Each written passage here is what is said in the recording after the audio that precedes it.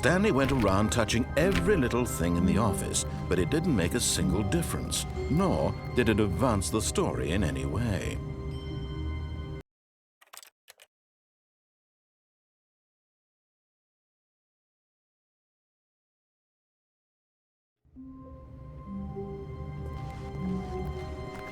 How wonderful.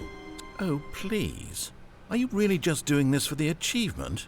Click a door 5 times. Is that all that you think an achievement is worth? No, no, no, no, no. I can't just give these merits away for such little effort. A measly 5 clicks. Now suppose you were to click the door 20 times. I would say that's the kind of effort that warrants recognition.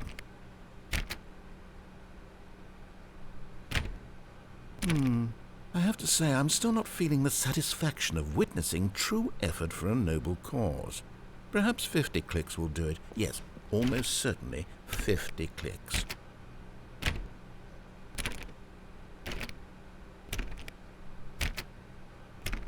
No, I'm still not feeling it. I want this achievement to have meant something. It has to be a true reward for valiant effort. I want to see some hustle, Stanley. I want to see commitment, a willingness to go all the way, no matter what the cost. Why don't you go put 20 clicks into door number 417?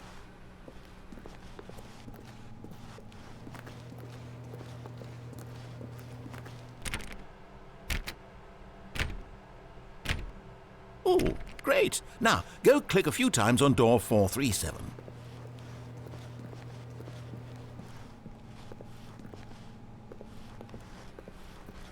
Excellent. I think we're getting somewhere. Now, door 415. Let's give it 10 clicks or so.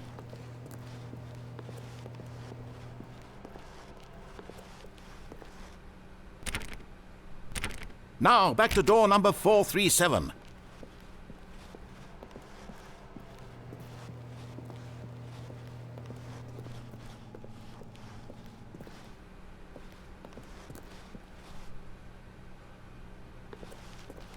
Let's see. How about you click on, well, I don't know, the copy machine? All right, back to room 417. I'm really feeling it now. I think we're getting somewhere.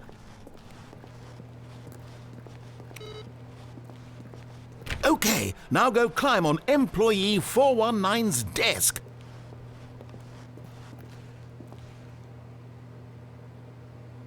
Yes! This is great! You're putting it all on the line, Stanley. I like that. All right, let's keep it up. Go give me a few clicks on door 416.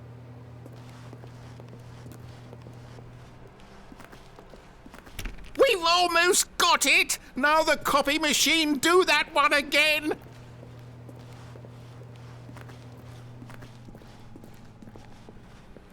Finish it off, Stanley! 5 clicks on door 4. Yes! We did it! Oh, wow. That felt amazing. Oh, you really earned it, Stanley. Nothing could hold you back. Yes, I'm very proud of how far we've come today. Just think, only a few minutes ago you believed an achievement was worth 5 little clicks. Really now, what were you thinking?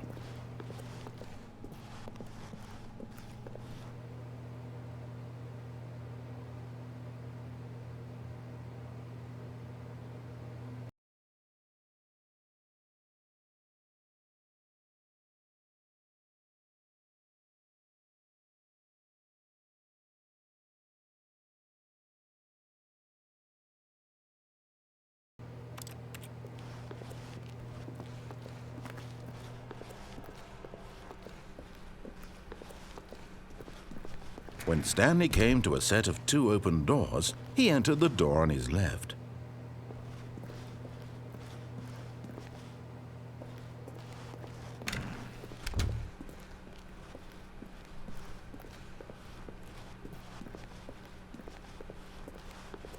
Yet there was not a single person here either.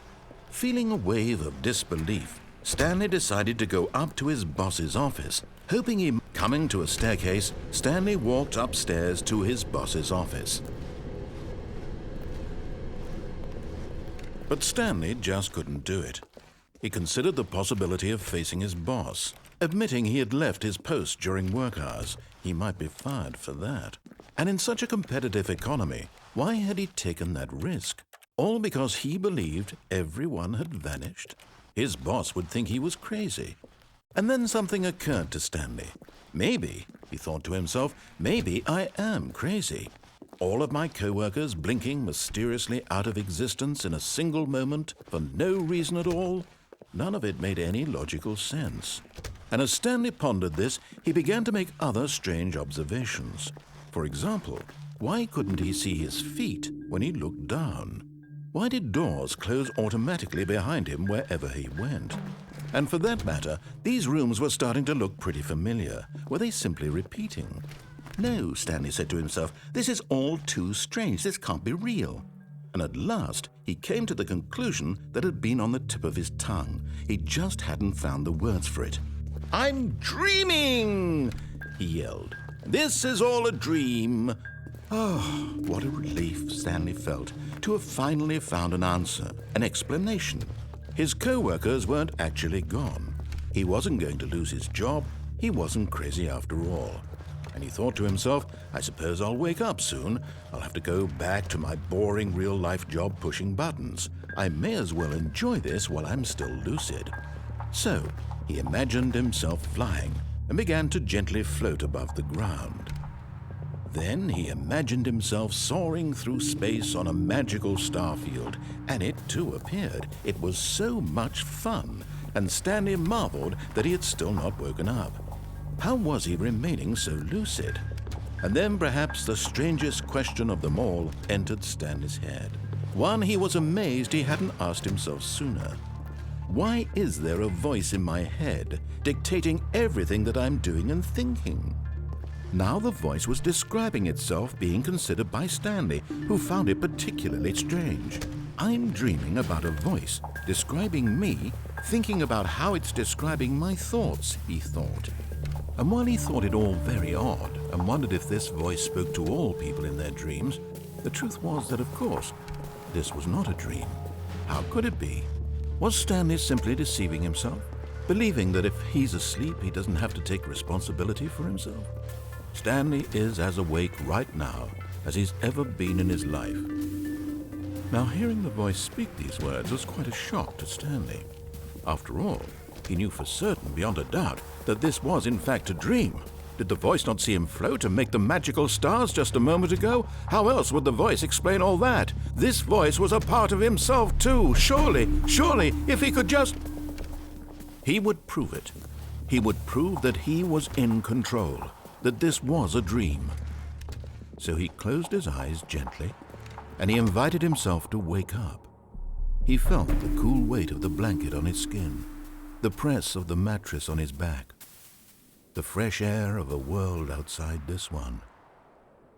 Let me wake up, he thought to himself. I'm through with this dream. I wish it to be over.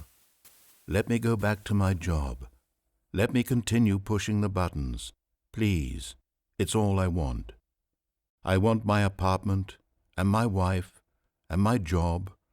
All I want is my life exactly the way it's always been. My life is normal. I am normal. Everything will be fine. I am okay.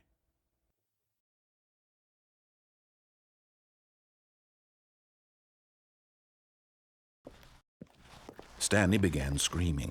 Please, someone, wake me up. My name is Stanley. I have a boss. I have an office. I am real. Please, just someone tell me I am real. I must be real. I must be. Can anyone hear my voice? Who am I? Who am I? And everything went black.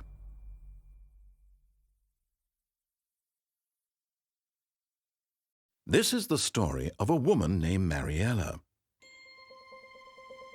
Mariella woke up on a day like any other.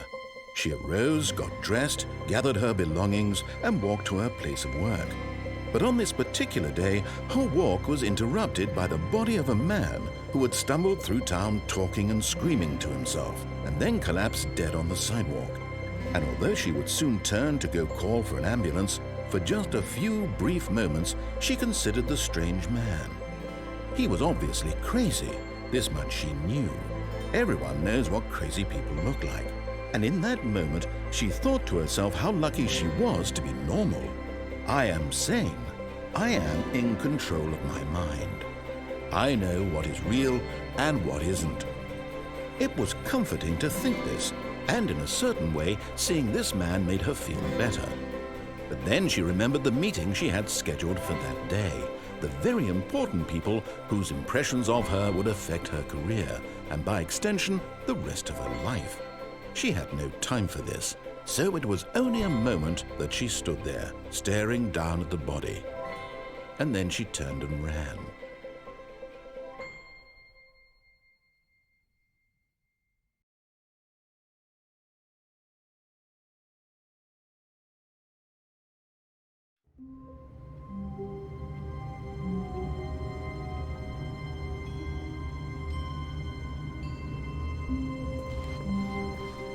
Even now, Stanley's office was a distant memory.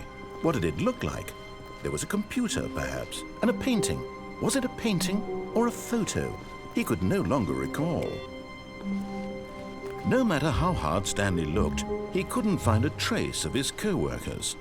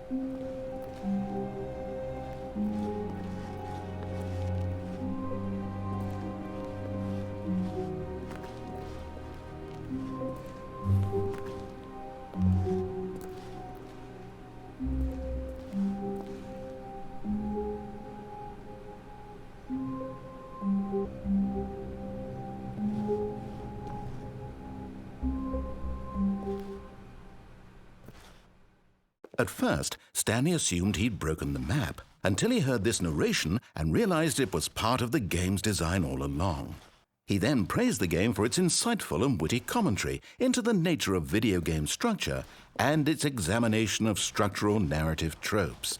So, now that you're here, what do you think? Isn't this a fun and unique place to be? Why don't we take a minute just to drink it all in? Okay, I'm over it now. What do you think? Are you sick of this gag yet?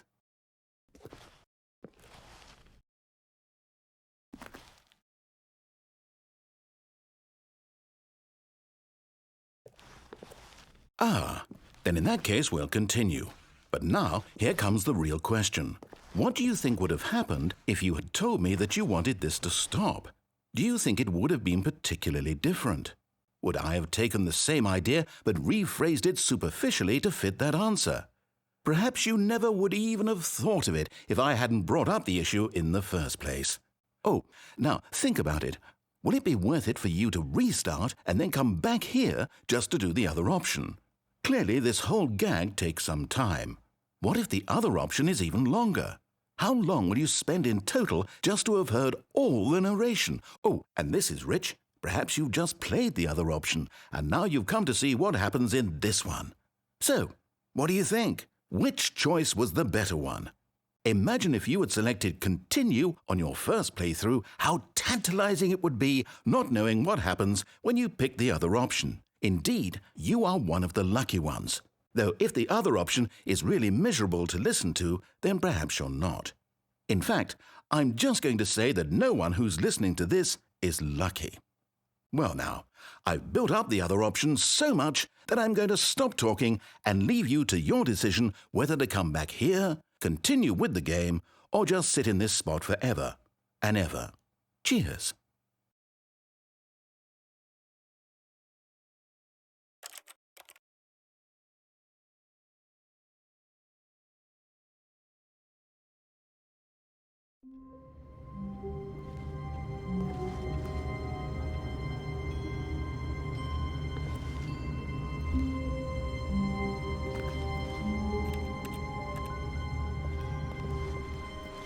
All of his co-workers were gone. What could it mean? Stanley decided to go to the meeting room. Perhaps he had simply missed a memo.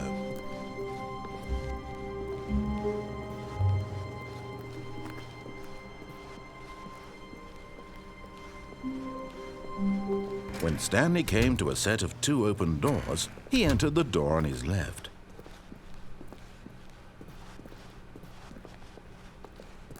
Yet there was not a single person here either. Feeling a wave of disbelief, Stanley decided to go up to his boss's office. Coming to a staircase, Stanley walked upstairs to his boss's office.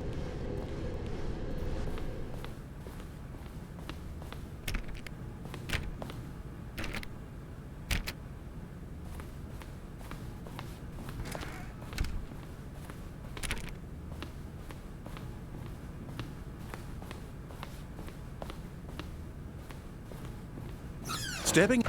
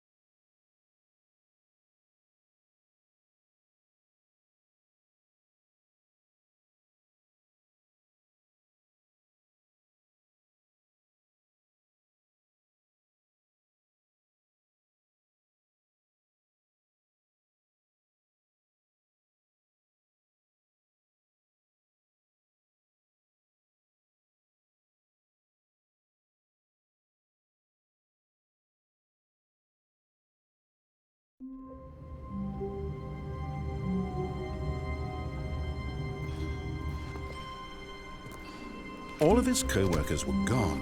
What could it mean? Stanley decided to go to the meeting room. Perhaps he had simply missed a memo.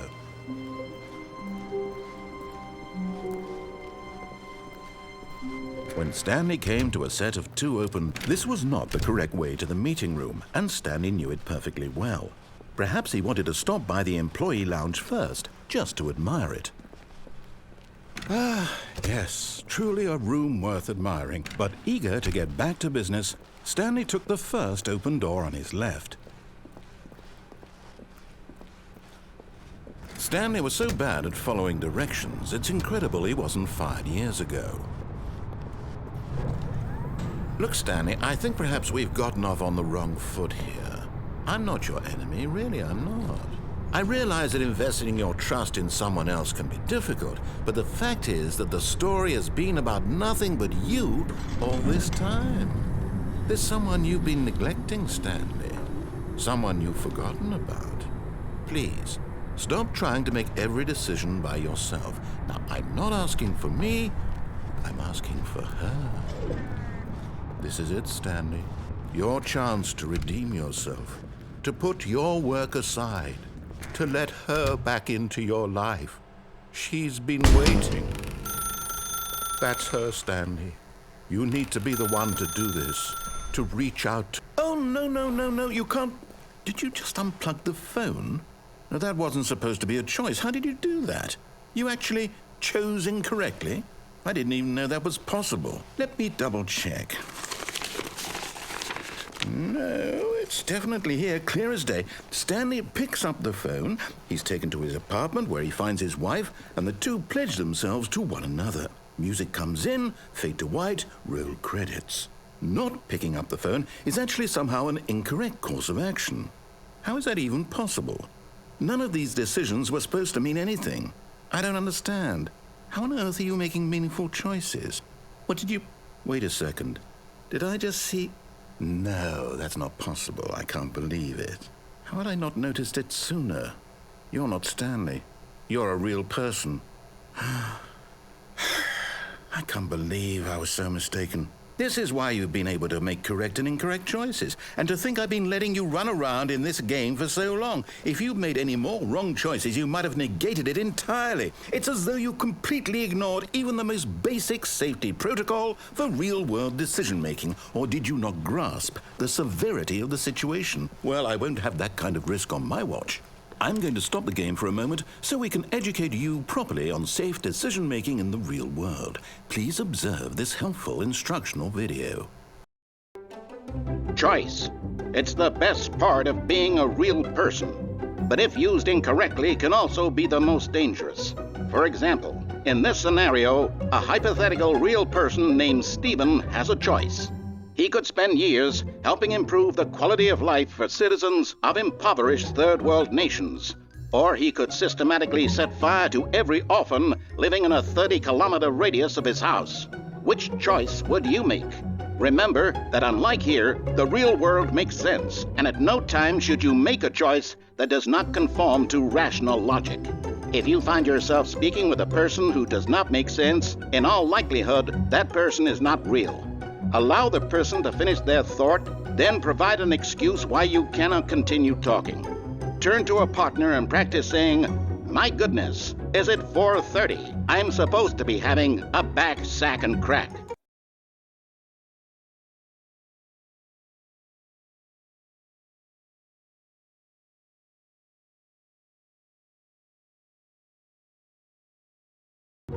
Excellent. Making choices on a regular basis is the best part to a healthy decision-making process. Most medical professionals recommend making at least 8 choices per day. Do you make more than 8? Less? And finally, if you begin to wonder if your choices are actually meaningful and whether you'll ever make a significant contribution to the world, just remember that in the vast infiniteness of space, your thoughts and problems are materially insignificant, and the feeling should subside. At this time, your instructor will guide you in an exercise to test and reinforce the material covered in this video.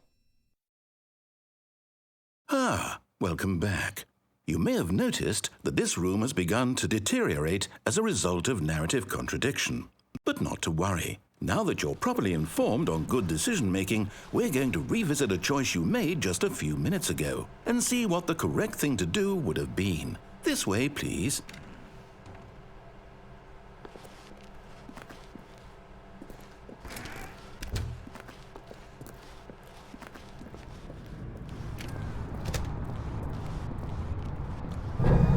Now that we know your choices are meaningful, we can't have you jumping off the platform and dying. Imagine the main character dying senselessly halfway through the story. That story would make no sense at all. We just need to get you home as soon as possible before the narrative contradiction gets any worse. Unfortunately, it seems this place is not well equipped to deal with reality.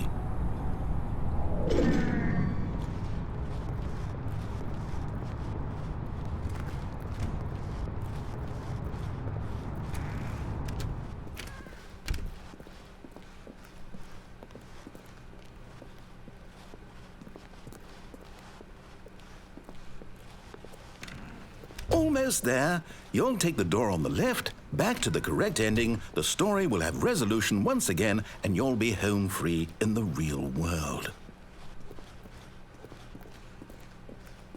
Now remember, all you need to do is behave exactly as Stanley would. That means choosing responsibly and always putting the story first. I'm quite sure you'll be up to the task. Just follow my lead and you'll be fine. All right. When Stanley came to a set of 2 open doors, he entered the door on his left. No! Why did you do that? Quickly, hurry back in the other direction. Perhaps we're not too late.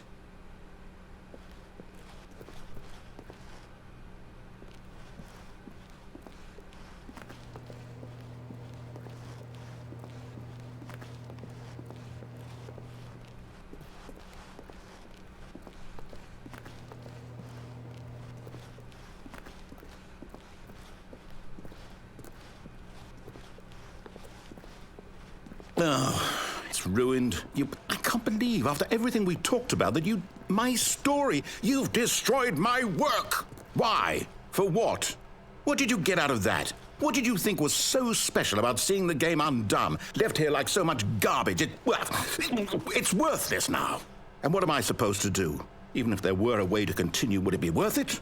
To know that my story is now incorrect? How can I go back to that? I can't erase that knowledge. I'll have to live with it forever, reliving its impossibility forever. I couldn't live that way. Is it better to shut the game down entirely? To willingly destroy all of my work? I don't know. What's the answer? What do I do? What do I do? What do I... No, I have to. I have to shut the game down. I have to. I have to.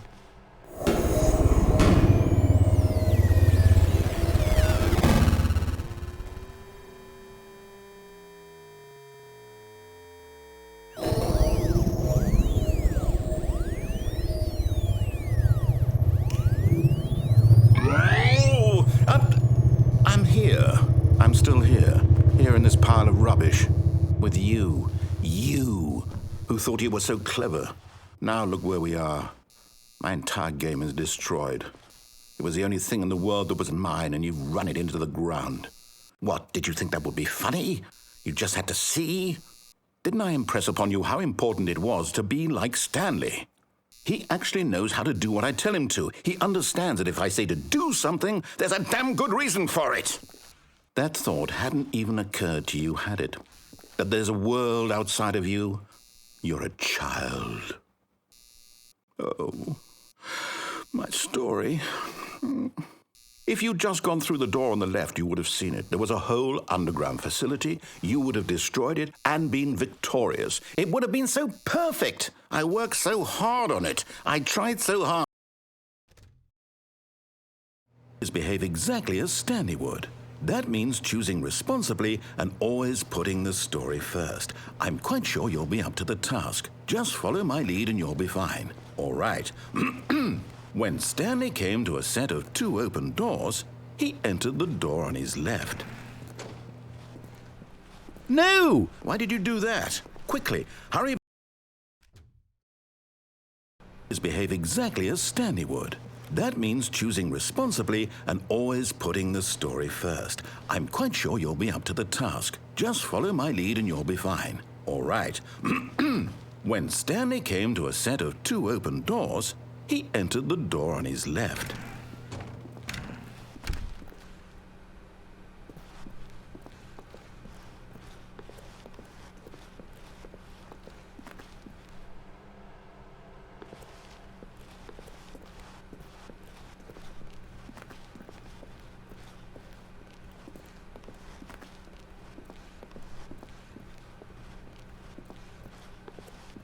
Yet there was not a single person here either. Feeling a wave of disbelief, Stanley decided to go up to his boss's office, hoping he might find an answer there. Coming to a staircase, Stanley walked upstairs to his boss's office.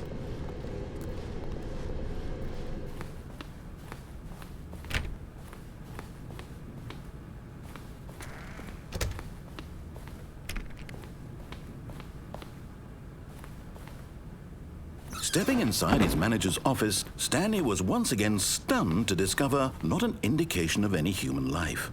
Shocked, unraveled, Stanley wondered in disbelief who orchestrated this, until he saw the door with a voice receiver next to it. Surely behind this door lay all the answers to his questions. And beyond all probability, he knew the passcode. He had seen it on his boss's computer just last week. Night Shark 115. Was this the code to open the door? Would it still work? There was only one way to find out. Stanley had been trained never to speak up, but now he would draw from within himself the courage to face the unknown. He drew a sharp breath and then spoke the code.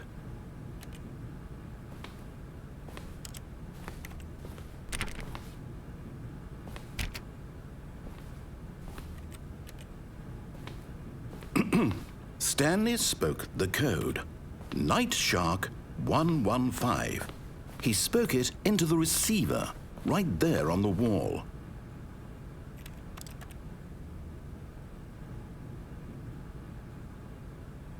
I'm sorry, is there a problem?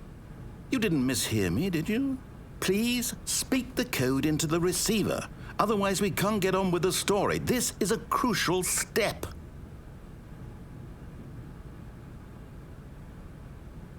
Okay, fine, you're not going to do it, but you know what? It's pretty humiliating to bring you this far, only for you to suddenly decide you have better things to do. I asked you for this one single thing, for your respect. The kind of respect Stanley shows for his choices. He knows what it means to take a story seriously. If you didn't want to see what I had to show you, then why did you come here? You had a choice, you know. You could have gone through the door on the right. You could have done whatever the hell you wanted over there. Why did you come this way? Speak. Say something to me. Explain yourself, you coward. When Stanley came to a set of 2 open doors, he entered the door on his left. Stanley? Hello? Is everything okay? Stanley, please. I need you to make a choice. I need you to walk through the door. Are you listening to me? Can you hear me? Is everything all right? Stanley, this is important. The story needs you. It needs you to make a decision. It cannot exist without you. Do you understand me? Whatever choice you make is just fine. They're both correct. You cannot be wrong here. We can work together. I'll accept whatever you do. I simply need you to take that step forward, please. Choose. Do something. Anything. This is more important than you can ever know. I need this. The story needs it. So, you hear me? Are you there? Are you listening to this? Stanley, are you there? Okay. It's okay, I can wait. You need time to decide. Time to make sure your choice is correct. That is the best choice. That's all right. I'll wait for you to decide what's the right thing to do. Take as much time as you need.